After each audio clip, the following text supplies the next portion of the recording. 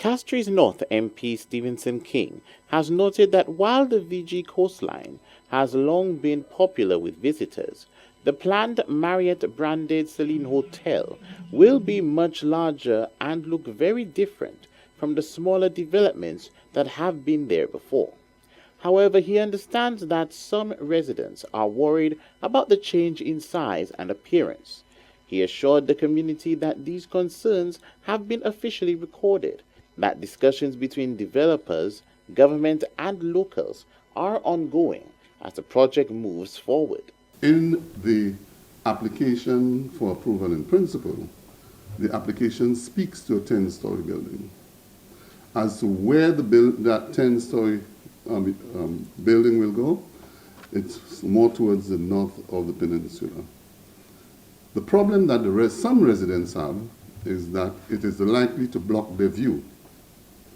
And that is an issue anybody can raise. If you enjoy a view for all your life and you see the sea every morning, you see the rising sun, etc., and you can see people on the beach and you can see the waves, then maybe you have an issue and you feel that you're going to be denied that opportunity of having that view of the beach. But otherwise, it will follow the exact footprints of the former Vigie Beach Hotel.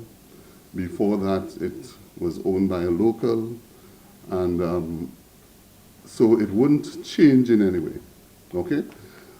The other aspect is a bigger hotel. The minister further outlined the next step forward now that the funding has been secured. The last owner sold it to the current investors, and therefore the current investors applied for approval in principle. They have not received approval for the actual design. So approval in principle says yes, it is suitable for tourism product. The next application is to submit to the DCA the actual design of the facility. And the DCA then will determine whether they can approve that particular design. The design will take into consideration if you're going to put 100 or 200 rooms, do you have adequate sewage disposal facilities? And they can reject the project on that basis. It would look at things like parking, a comprehensive social and impact assessment study would be done to see how does it impact the entire community and the environment. The minister affirmed that the government remains guided by safeguarding and well-being of its citizens, noting that any concerns arising from the development would prompt further consultation and review.